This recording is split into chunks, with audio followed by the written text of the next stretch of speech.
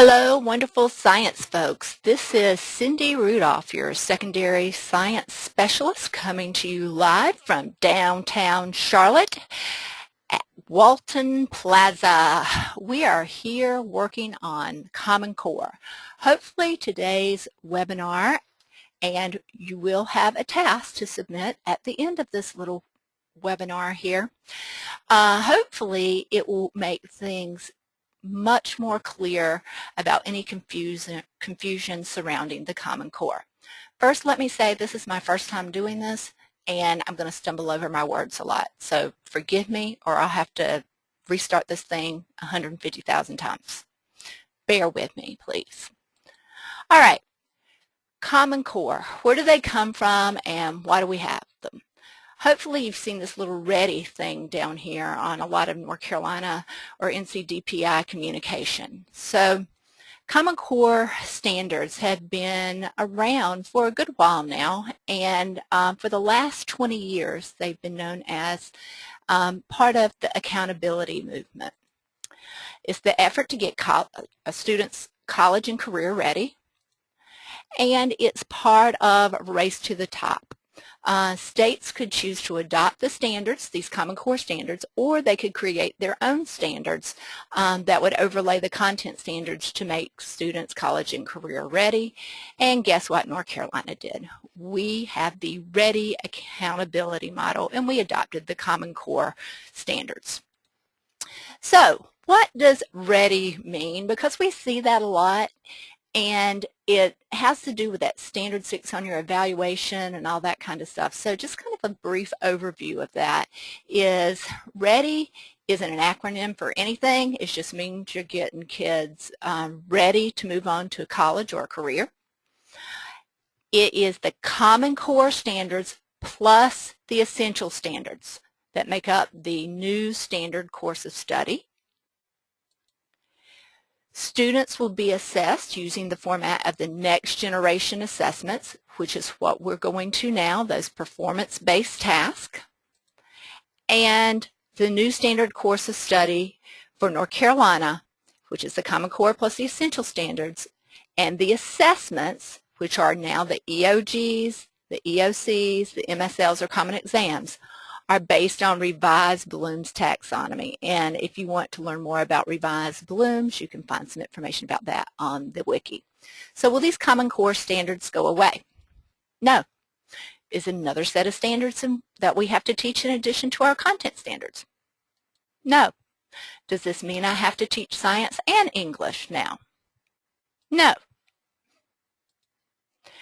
There is a lot of Common Core confusion, and I have been a part of that confusion, but it's getting a little bit more clear to me. So part of the confusion is from the name. It's Common Core standards for English language arts and literacy in history, social studies, science, and technical subjects. There's also Common Core state standards for math, but we're focusing on the ones for English and language arts. There are English language arts and math Common Core standards. So you have the English language arts, which really is the literacy and science using informational text, and the math standards. So we have to incorporate math application to our content and English language arts application to our content. So what should it accomplish? We want students to think like a scientist. We want them to become more literate in the discipline of science. For math, we want them to use math practices as we're teaching science. We want them to use tools to measure, understand units of measure. We want them to attend to precision. We want them to make models to scale, look for patterns. All of that is math. The focus in CMS right now is the reading standards for informational text. We call that R1 and R10. R stands for reading. And the writing standards for informational text. We call those W1 and W2. W stands for writing. We haven't had a huge push yet for the math standards, but in science, they should be doing the appropriate math activities as they do labs, read the data tables, graphs, that type of thing. So what exactly is the difference between the Science Essential Standards and the Common Core Standards? Hopefully this little video can help.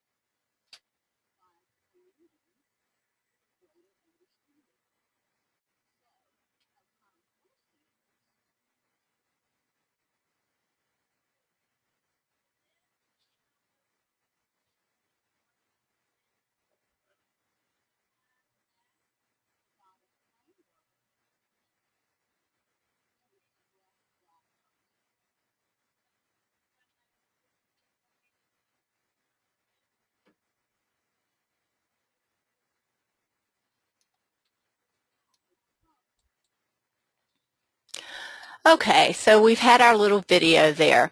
So the essential standards is to provide science content by grade level or by course, biology, chemistry, physics, or science, to students.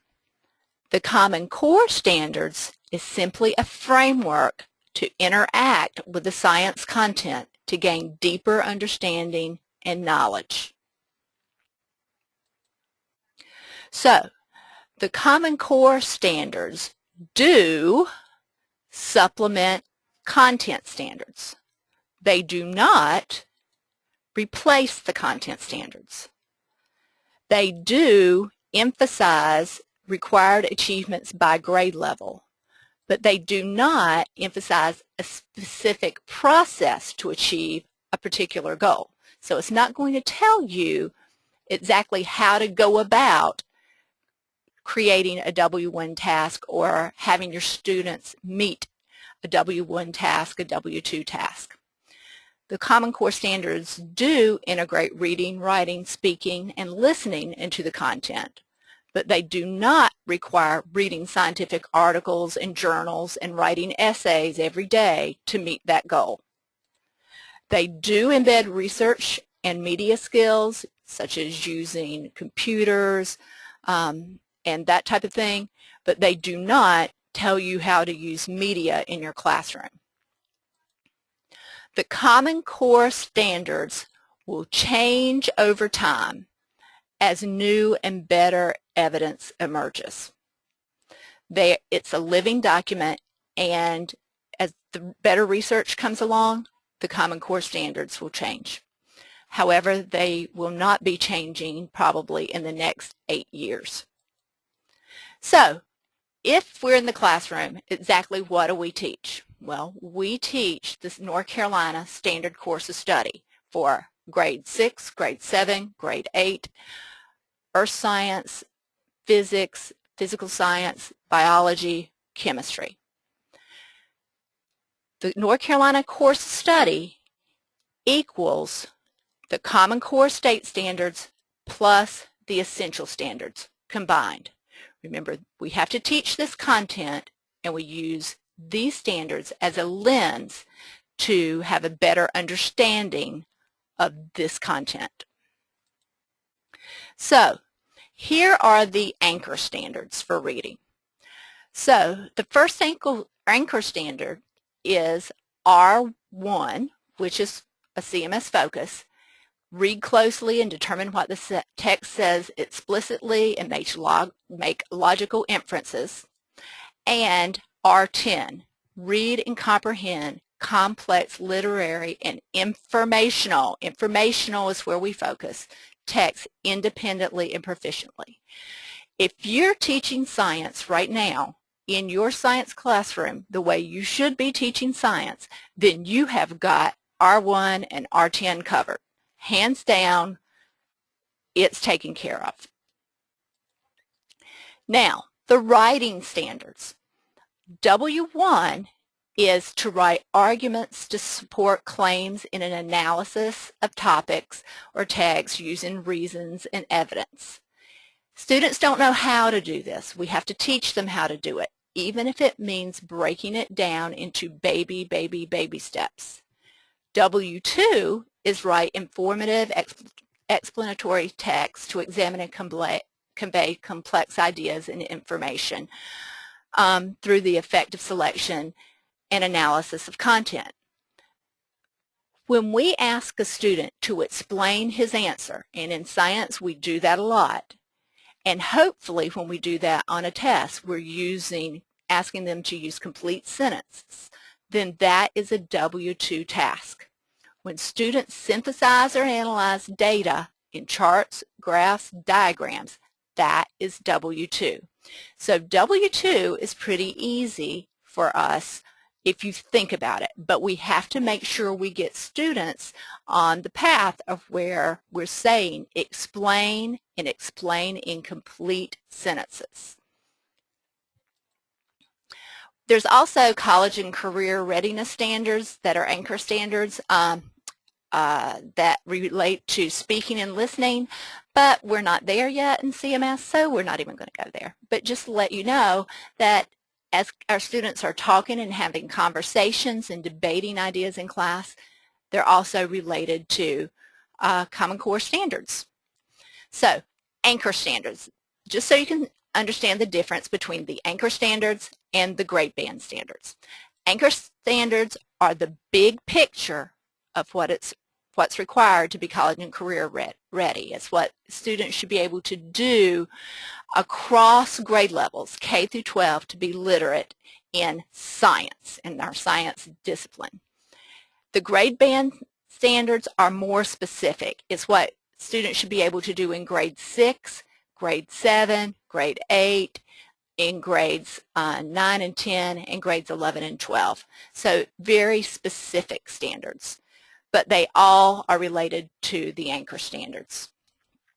So what is text? This is what we have to understand before we can proceed with doing Common Core activities, because text in science is not just an article or a journal. It's anything that is read, viewed, or heard. And in science, we could also say anything that's experienced, like a smell or a texture. So, this is text: charts, data tables, and graphs. This is text: maps, understanding how to read and understand maps, and how to create models to scale. For example, this is text. Each one of these molecules look very similar. But if you examine the functional groups, then it actually means something totally different. If you move a few of those atoms around, cholesterol turns into estrogen. It doesn't turn into it, but you get the point what I'm saying. Looks very similar. So this is text. If you can't read this text appropriately, or a student can't read this text appropriately, then they can't understand why these molecules react differently and why they have very different properties. So keep in mind, this is text. This means something to us as scientists. Here's other examples of text: pictures and diagrams. If this were just one strand here with specific bases, then it would mean something totally different than having two strands. Patterns are text. So patterns that we see in waves, in spectra, in certain systems, patterns in Punnett squares with ratios, that is a text. It means something when these letters are capitalized in lowercase. Smells, textures, and taste are text. Poor baby, he's got a rash. Probably not super advised to do that or that, but I guess that is the proper method. And test results, being able to read a gel electrophoresis, that's a text. We're able to discern information about individuals or organisms based on reading this information. Slides, microscopic slides. Audio or video files is text.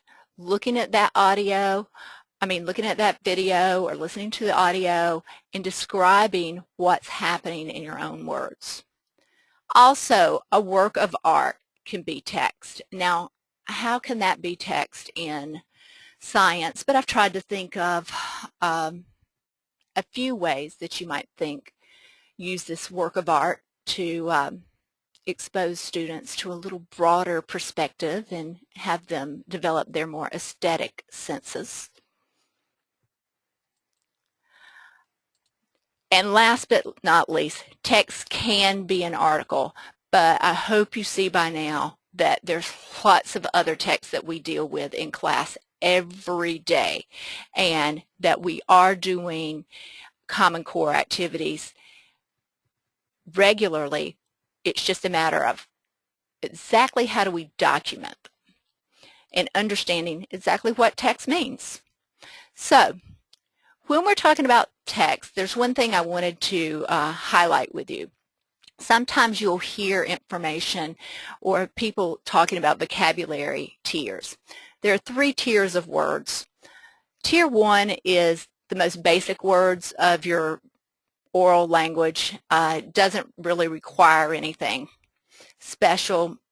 That's 80% of text. Tier 2 words are the ones that usually throw us for a loop on test questions.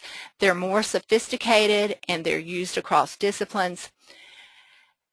And Tier 3 words are words that are rare or apply to a specific domain, like biology, chemistry, ecology.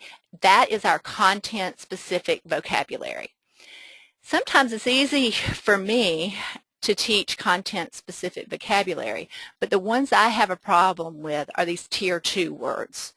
And here are some of those common Tier 2 words. Things like optimal, valid, synthesize, analyze. They're not necessarily words that you would teach in a science class that are content specific, but they are words that students may not know the definition of that might show up in a test question, and they raise their hand and go, what does this mean? And you can't really tell them. So today your job is to create a W1 task. So what is a W1? It's to write arguments to support claims in an analysis of substantive topics or texts using valid reasoning and relevant and sufficient evidence. That can be demonstrated with a student writing 1 paragraph or less. It can be creative and fun.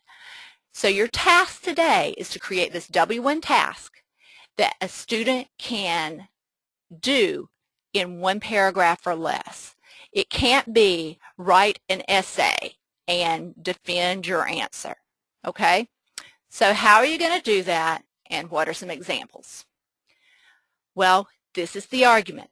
This is the main point. The argument, the first part is, this is my claim. This is the point I'm making. So somewhere they have to make a claim. This is my point. Then this content is based on information that is factual and is supporting my claim. So facts that they've learned through content is supporting this claim or point that they're trying to make. So here's an example.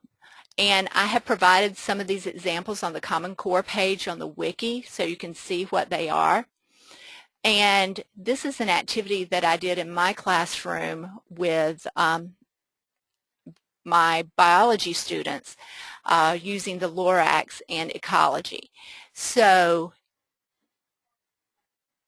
it is a tiered activity, and they did it in groups, and they got to choose one of the activities in each area to complete. I've labeled these tasks as W1 or W2. Notice in the W1 task, it'll say support your ideas with scientific facts. So for instance, this one is write a letter to the editor. This one is create a cartoon strip. This one is create an advertisement. Those are all W1 tasks. The others are W2 tasks, but we're concentrating on W1 today. Here's another example of a W1 task, and it's kind of a round robin. I think this is something that we developed maybe at Hopewell quite a while back. But here's the content in round 1. That person agrees with Carl, Monique, Jasmine, or Drew because, and they have to provide a reason. Pass it to person 2. That person, I agree or disagree with what went on in round 1 because, provide a reason. Round 3, I agree or disagree because, provide a reason. And then round 4, my opinion changed or stayed the same, provide a reason. Other examples, cartoons or comic strips, public service announcements, poems, raps, songs, whatever else you can think of. There are more examples on the Common Core page of the wiki that hopefully you'll look up. Keep in mind, these aren't the highest level examples. However, they do meet the W1 criteria if done correctly. Additionally, they're simple tasks that we can include in our lesson plans every day. And we can say, hey, this is a W1 task, W2 task. It's not terribly complicated, and the main thing is I want you to understand that it's not, you don't have to read an article and write a paper every day or on a regular basis. Not to say that that's not needed for certain students at certain levels, but you can cross a lot of lines with this, and it's something that we already do. When you complete your individual task, I want you to send it to this email address. It's cynthia.rudolph@cms.gaggle.net. It's not my regular CMS email account. This is my Gaggle account, and it can hold a lot more emails, and it has a lot more space, storage space. So if you want to include pictures and diagrams and all that kind of cool stuff, that is great. In the subject line, I want you to put, for the email, your school name and your school courier number. I need one task for each individual teacher in your science department at your school. I also want you to understand that I would like to have a sample answer to your task.